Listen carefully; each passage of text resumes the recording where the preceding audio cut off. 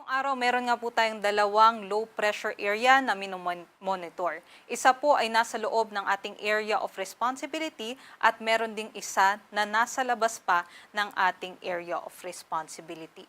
Unahin po muna natin itong nasa loob ng ating PAR. Ito po'y huling namataan sa layong 795 kilometers sa silangan ng General Santos City. Hindi natin to inaasahan na maging bagyo sa halip habang kumikilos po ito pakanluran at lalapit dito sa ating Mindanao landmass, inaasahan po natin na malulusaw na lamang po ito.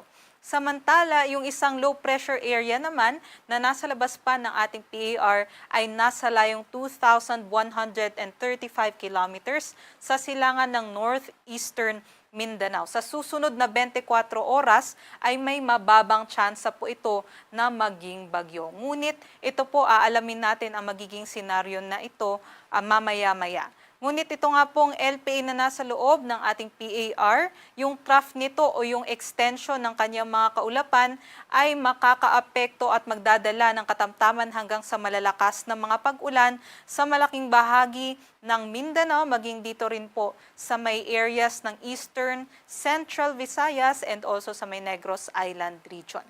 Sa ibang bahagi naman po ng ating bansa, dito sa Metro Manila, the rest of Luzon and Visayas, easterlies naman po yung nakakaapekto sa atin, kaya't magiging mainit pa rin at maalinsangan buong araw. Hindi naman natin inaalis yung tsansa ng mga panandaliang buhos ng ulan, dulot naman ng mga thunderstorm activities.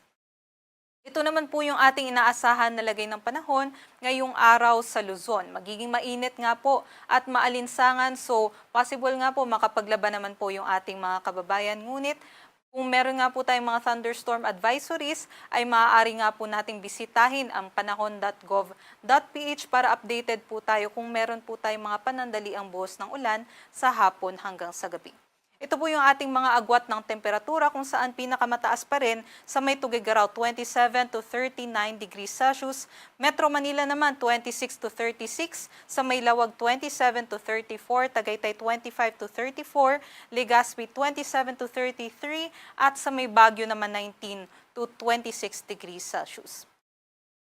Para naman po sa ating mga kababayan dito po sa malaking bahagi ng Mindanao and also sa may Negros Island region, Central Visayas and sa may Leyte, Southern Leyte, dito rin po sa may Eastern Samar, asahan natin ngayong araw yung makulimlim na panahon na may kalat-kalat na mga pag-ulan, pagkulog at pagkidlat.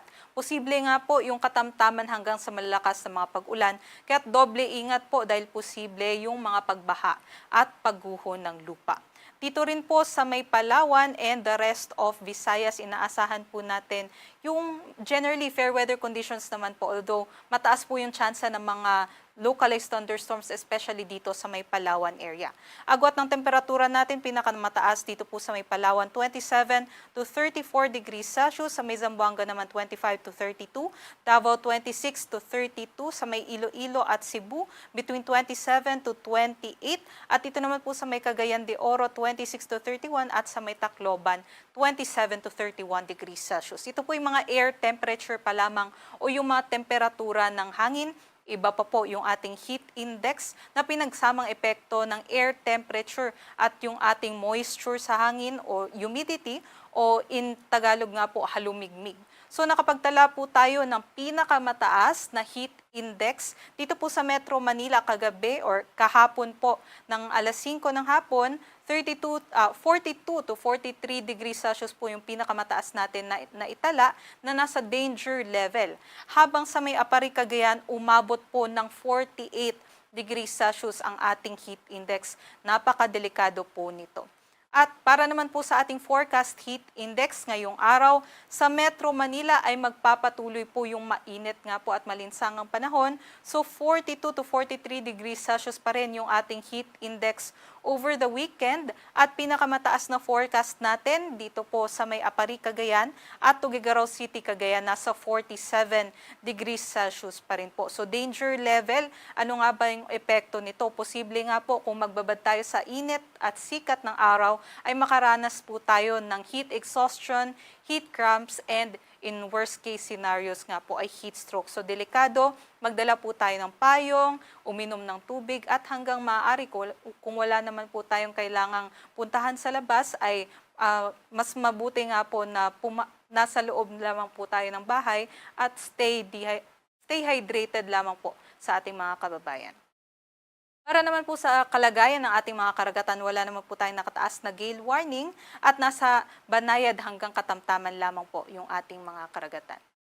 At para naman po doon sa ating minomonitor na LPA na nasa labas pa ng ating area of responsibility within 24 hours, low chance pa po ito na maging bagyo o mababa pa po yung tsansa. Ngunit ngayon hanggang sa Wednesday, nakikita nga po natin ay nasa labas pa rin po ito ng ating PAR, hindi pa po makakaapekto sa atin, ngunit nasa katamtaman po yung tsansa nito na maging bagyo within the next 4 to 5 days. Sa ating nakikita nga po ay posibleng mag-westward o pakanluran yung itong LPA na ito or posible din po na mag-west-northwestward o kanluran, hilagang kanluran.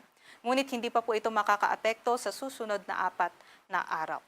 Ano nga ba yung magiging lagay ng panahon sa susunod na 4 na araw? So from tomorrow hanggang sa Monday, inaasahan po natin yung epekto pa rin ng low pressure area na nasa loob ng ating PAR. Yung trough nito ay magdadala pa rin po ng mga makulimlim na panahon at mga pag-ulan sa may Visayas, Mindanao, maging sa may Palawan area. But by Tuesday and Wednesday, marami na nga pong nagtatanong, no, ay kailan nga po ba yung simula ng ating habagat? Nakikita na nga po natin based sa ating latest na model guidance na ang habagat nga po ay maaari nga pong ideklara na natin by next week o sa unang linggo ng Hunyo. So possible nga po nakikita natin na meron ng southwesterly wind flow o yung paunang ihip ng habagat na makakaapekto dito po sa may kanlurang bahagi ng Visayas and Mindanao, maging dito po sa may Palawan. So Tuesday and Wednesday, asahan po natin sa may Palawan, dito rin po sa may areas ng Zamboanga Peninsula, Sorsogon, and sa may Barm ay meron po tayong mga pag-ulan dulot nitong paunang ihip ng habagat.